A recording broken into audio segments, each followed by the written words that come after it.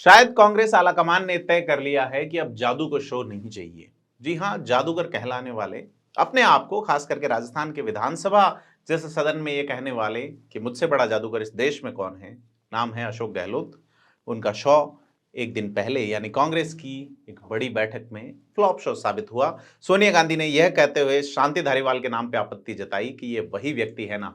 जी हां, 25 सितंबर को जो घटना हुई थी जिसमें आलाकमान ने पर्यवेक्षकों को यहां भेजा था और उन पर्यवेक्षकों में कांग्रेस के मौजूदा अध्यक्ष मल्लिकार्जुन खड़गे भी थे। बड़े बेइज्जत बड़े बेआबरू होके जादूगर जी के कूचे से जो पर्यवेक्षक गए थे और आलाकमान की जो फजीहत यहां हुई उसके सदारत यानी कि मुखिया थे शांति धारीवाल, महेश जोशी और धर्मेंद्र राठौड़। जी हां, कल जिन विधायकों की सूचियों पर चर्चा हुई उसमें धर्मेंद्र राठौड़ और महेश जोशी का तो नाम ही नहीं था। शांति धारीवाल के नाम पर जब सोनिया गांधी ने कहा ये वही व्यक्ति है ना, इन पर भ्रष्टाचार के आरोप हैं। अशोक गहलोत ने कोशिश की कि पैरवी करें धारीवाल की, लेकिन राहुल गांधी ने कहा कि भारत जोड़ो यात्रा के वक्त कोटा में उन्हें कई लोगों ने कहा था कि ये वही व्यक्ति, इन पे भ्रष्टाचार के आरोप लगे हैं। तो सीधे तौर पे अब यह साफ है कि आलाकमान अब फ्रंट फुट पे आके बैटिंग कर रहा है। देखना है कि अशोक गहलोत जादू का अब कौन सा दांव चलते हैं, ऐसे में कि उनके खासम का शांति धारीवाल, जबकि कोटा के अंदर अशोक गहलोत ये कह चुके कि मैं फिर से सरकार बनाऊंगा और शांति धारीवाल को वापस स्वायत्त शासन मंत्री बनाऊंगा। जी हां, टिकट को लेकर बड़ा संकट हो गया है। शांति धारीवाल के परिवार से भी शायद ही किसी को टिकट मिले।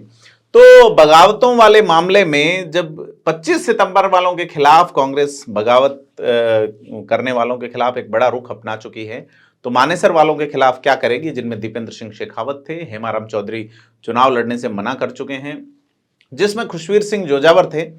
ऐसे कई नेता थे जो जिनका नाम आया था और अब उनको कांग्रेस क्या टिकट देगी या टिकट काटेगी।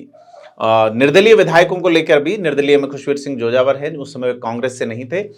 संयम लोढ़ा का नाम है सिरोही से, इनका क्या होगा ये एक बड़ा सवाल है। तो कांग्रेस जो सूचियों में डिले कर रही है उसकी बड़ी वजह यह सामने आ रही है कि पूर्वी राजस्थान में प्रियंका गांधी की एक बड़ी सभा होने वाली है 20 तारीख को, और अगर इस सभा से पहले सूची आती है तो निश्चित तौर पे माहौल गड़बड़ होने की आशंका है।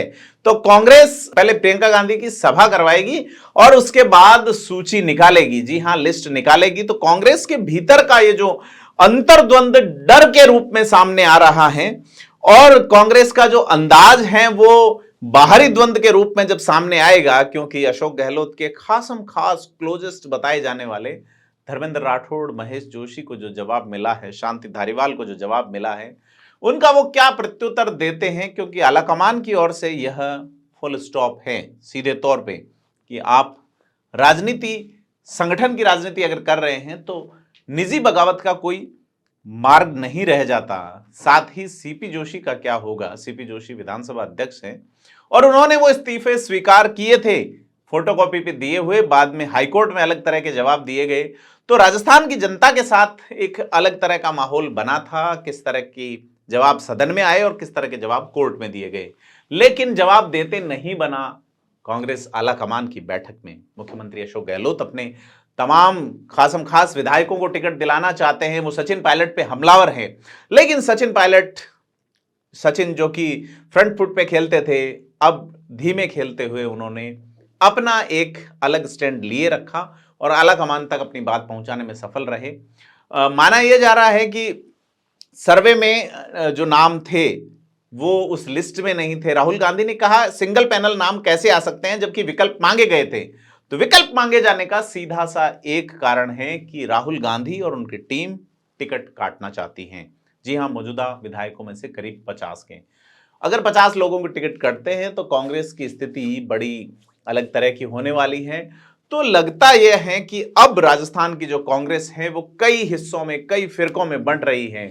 पुराने नेता जो जनता का काम करने वाली, जनता की अपील करने वाले नेता हेमाराम चौधरी है, उसके अलावा और भी नेता जो ये कह चुके कि हम चुनाव नहीं लड़ेंगे, ऐसे में साफ हैं और उन्होंने साफ कहा कि हम 5 साल में नींद की गोलियां लेके चुनाव लड़े और काम नहीं करवा पाए लोगों के। यह साफ है कि किस तरह से ब्यूरोक्रेसी के लोग हावी रहे, जो संगठनात्मक नियुक्तियां रही बोर्ड निगमों में, या आयोगों में, ऐसे में आईएएस अधिकारियों का किस तरह से दबाव और दबदबा रहा, तो सरकार किसने चलाई।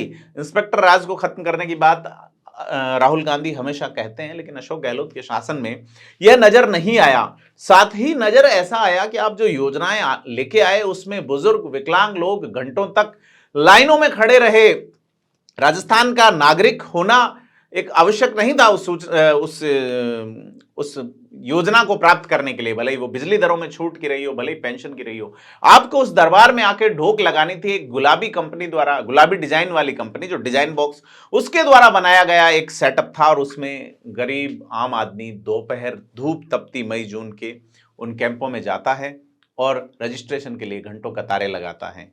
ये कतारें बारिश के मौसम में महिलाओं ने मोबाइल के लिए लगाई, अधिकांश महिलाओं को मिल भी नहीं पाया मोबाइल।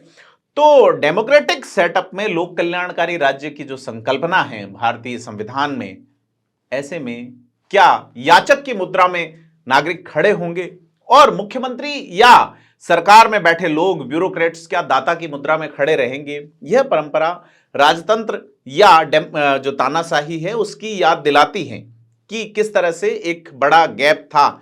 लोक कल्याणकारी राज्य की संकल्पना के अंदर सीधे तौर पर जनता का सर्वेंट होने की बात है, लेकिन यहां एक नया तरह का माहौल गढ़ा गया है। बीते कुछ सालों में पार्टियां, सरकारें बदलती रही है, चेहरे बदलते रहे हैं, लेकिन अंदाज, हालात वही रहे हैं।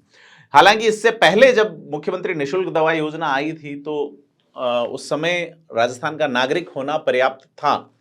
इसके अलावा वसुंधरा राजे की सरकार में भी कुछ योजनाएं आई थी, तो उसमें आप अगर राजस्थान के नागरिक हैं, लेकिन यहां पे आपको वेरीफाई करवाना पड़ा, आपके पास आधार कार्ड है, जन आधार जैसी एक बर्डन भी है, आपके पास ई मित्र हैं, आपके पास ऑनलाइन सिस्टम है, लेकिन उसके बावजूद आपको छुट्टी रखनी है, आपको परेशान होना है और आपको उन कैंपों के अंदर जाके हाथाजोड़ी करनी है कि मेरा काम सबसे पहले कीजिए। यह चीज अशोक गहलोत सरकार के लिए भारी पड़ सकती है इस आने वाले चुनाव में।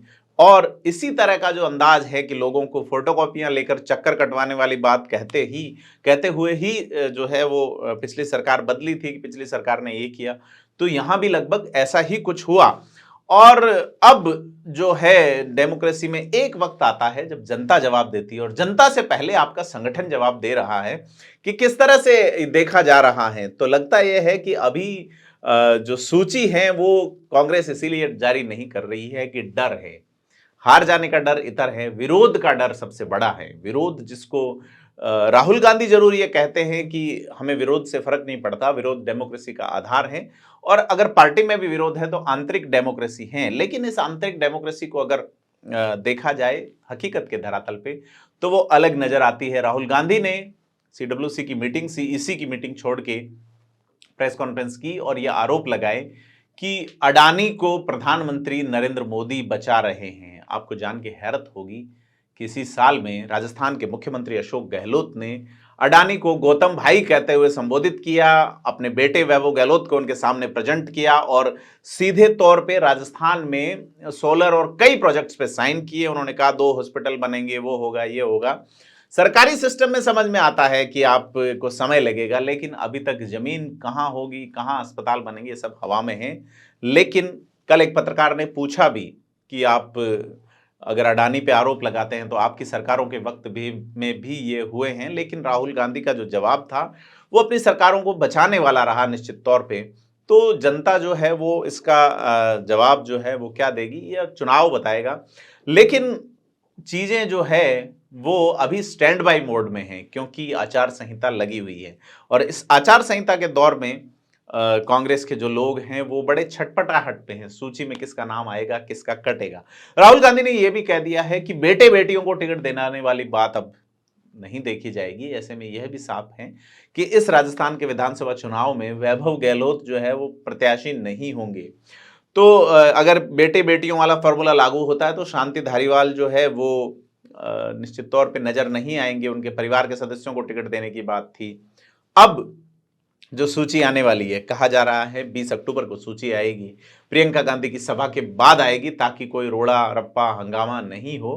तो हंगामे से अगर डर रही है कांग्रेस, विरोध से अगर डर रही है, तो निश्चित तौर पे राजस्थान में आने वाले चुनावों को लेकर चीजें जो है वो उनके लिए मुफीद तो नजर नहीं आ रही। और आप देख सकते हैं कि राजस्थान की 200 विधानसभा सीटों पे कांग्रेस ने यह कहा है कि हम बिना किसी गठबंधन के चुनाव लड़ेंगे। हालांकि अशोक गहलोत कोशिश कर रहे हैं, खास करके आरएलडी सुभाष गर्ग को वो टिकट दिलाना चाहते हैं, कोशिशें कर रहे हैं। अशोक गहलोत की ओर से अपने 200 सीटों पे पूरी कोशिश है कि उनको ज्यादा से ज्यादा प्रत्याशी मिले, लेकिन सचिन पायलट पे वो चलते चलते तंज कस ही देते हैं। सचिन पायलट खामोश शांत हैं। कैप्टन का पद प्रमोट करने के लिए, मेजर के पद के लिए उन्होंने टेरिटोरियल आर्मी में एग्जाम दिया है और उनका अपना एक समर्थन और एक अपना माहौल अलग तरीके का है। ऐसे में सबसे बड़ी जो परेशानी आने वाली है वो है कि सरकार बचे कैसे, सरकार वापस कैसे बने। लेकिन बीजेपी जो फिलहाल सेफ गेम खेल रही है, बीजेपी में जेपी नड्डा उदयपुर के दौरे पे रहे, वहां वसुंधरा राजे से उनकी मुलाकात हुई, उसके बाद उन्होंने अजमेर में भी पार्टी के लोगों को मजबूत करने की कोशिश की। और बीजेपी जो कि 41 की सूची जारी कर चुकी है, अब दूसरी सूची बीजेपी कब जारी करेगी, यह भी एक बड़ा सवाल है। आप अगर देखें कि कल की मीटिंग के बाद में जब चीजें हैं कांग्रेस में, तो कांग्रेस में लगातार वेव्स वाली स्थिति है, कभी चीजें ऊपर जाती है, कभी नीचे आती हैं, तो स्थिरता का माहौल कहीं नहीं है और चुनावी मोड में एक अलग तरह के विचलन की स्थिति है। ये स्थिति कब बदलेगी और इस स्थिति में क्या बदलाव होगा और उस बदलाव का क्या असर पड़ेगा, इस पर हम आपसे लगातार रूबरू होते रहेंगे। आपसे अपील है कि आपने अगर थिंक 360 को सब्सक्राइब नहीं किया है तो सब्सक्राइब करें और वीडियो को शेयर जरूर करें।